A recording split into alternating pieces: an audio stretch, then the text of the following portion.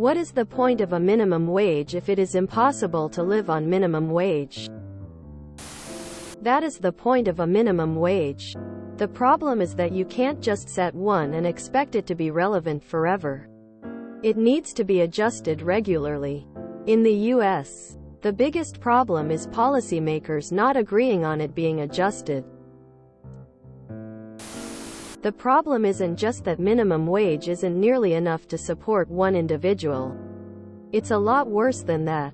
Minimum wage hasn't changed on a federal level since July 2009. $7.25. The longest drought of increase since its inception in 1938 under FDR. Even if federal minimum wage kept the same pace of increase from 2009 present as it did from 1990-2009, minimum wage would be $11.75 now. Cost of living has increased an estimated 38% since minimum wage was last increased in 2009. Employers on average are now fighting to offer a competitive pay range that is still out of touch with what people should really be making. Say you make $55,000 a year in the Midwest. Obviously, that goes a hell of a lot further than someone living in, say, California, New York, or Florida. But how frustrated would you be to learn that you should actually be making closer to $6,870,000? Now think about what that affords you. If you're lucky enough to be a homeowner, it means investing more into your home, taking that trip with your significant other that you put off because of financial strain. Whatever it is, you're investing more into the economy. Instead, each year the gap widens, and those closer to the bottom feel it the most. It'll get worse before it gets better. The point of minimum wage is stop companies from paying you pennies for an hour of work. The people who came up with the idea had good intentions. It's just that minimum wage has not kept up with inflation, so it's nowhere near a livable wage at this point. It used to be the minimum amount of money it would take to support oneself. Now, it's the minimum amount of money an employer can pay an employee. Needs to be adjusted regularly for inflation. The fact that the federal minimum wage is still $7.25 for the last decade is criminal. It's used to be possible to live on minimum wage, but it also hasn't increased in over a decade and hasn't matched inflation in over two.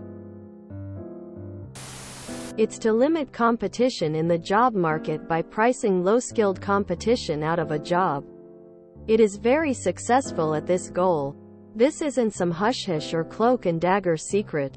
You can look up the arguments people made in support of minimum wage in the 1930s US. For instance, the Davis-Bacon Act. Milton Friedman is on record saying, "Women, teenagers, Negroes, and particularly Negro teenagers will be especially hard hit. I am convinced that the minimum wage law is the most anti-Negro law on our statute books in its effect, not its intent." Without a legally enforced minimum, employers would pay less, a lot less. In my inaugural, I laid down the simple proposition that nobody is going to starve in this country. It seems to me equally plain that no business which depends for existence on paying less than living wages to its workers has any right to continue in this country. By business, I mean the whole of commerce as well as the whole of industry. By workers, I mean all workers, the white-collar class as well as the men in overalls. And by living wages, I mean more than a bar subsistence level one, mean the wages of decent living. Throughout industry, the change from starvation wages and starvation employment to living wages and sustained employment can, in large part, be made by an industrial covenant to which all employers shall subscribe. FDR. Anybody who says the minimum wage shouldn't be a living wage is betraying its original purpose. The point of a minimum wage was to be a living wage. FDR's exact words upon enacting the federal minimum wage was that no business which depends for existence on paying less than living wages to its workers has any right to continue in this country. And he damn well meant it. The issue is minimum wage not keeping up with inflation. Because that's what happens when you let corporations dictate policy for a nation. It was supposed to be. It was. And then we let ourselves be propagandized to the point where a living wage is seen as a luxury, rather than a right. And it got taken away in favor of ever higher profit margins. In my inaugural, I laid down the simple proposition that nobody is going to starve in this country. It seems to me to be equally plain that no business which depends for existence on paying less than living wages to its workers has any right to continue in this country. By business, I mean the whole of commerce as well as the whole of industry. By workers, I mean all workers, the white-collar class as well as the men in overalls. And by living wages, I mean more than a bare subsistence level, I mean the wages of decent living. Throughout industry, the change from starvation wages and starvation employment to living wages and sustained employment can, in large part, be made by an industrial covenant to which all employers shall subscribe. It is greatly to their interest to do this because decent living, widely spread among our 125,000,000 people, eventually means the opening up to industry of the richest market which the world has known. FDR's signing statement on the National Industrial Recovery Act, which created the minimum wage. It used to be enough, but corporate interests have successfully fought it for generations. The point is that it is supposed to be the same as a living wage. In practice, this isn't what happens, of course. Article on minimum wage. https://mises.org/wire/racist history minimum wage laws. Because they'd pay you less if they could get away with it. For the avoidance of doubt, this is not an argument for keeping it so damn low. I don't have an arguable opinion one way or the other regarding setting the minimum wage. I do have a question.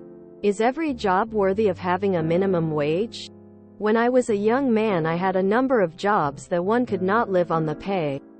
I'm not trying to say there should be no minimum wage, but I believe some jobs are not worth it. I'm sure I'll get flack here. However, I'm open to valid counterpoints.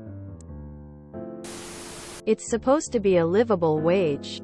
It's just, starting in the Reagan era, because OFC, adjusting it to keep up with inflation suddenly became a political issue and not just a matter of course. It hasn't been raised since 2009. When adjusted for inflation, it was worth about $10, still a pittance. But at least not a starvation wage. It probably should have been indexed to cost of living from the start. Inflation would be better than nothing, but fails to account for how housing costs have far outstripped general inflation. But it definitely desperately needs to be raised. It wasn't always like this. When it was introduced, the whole point was that it was a living wage. To stop unscrupulous employers paying you even less. Your error is assuming that laws have to be rational or just. If you enjoyed this video, please check out our playlists full of similar content. Epic Eracast is like doom scrolling for your ears.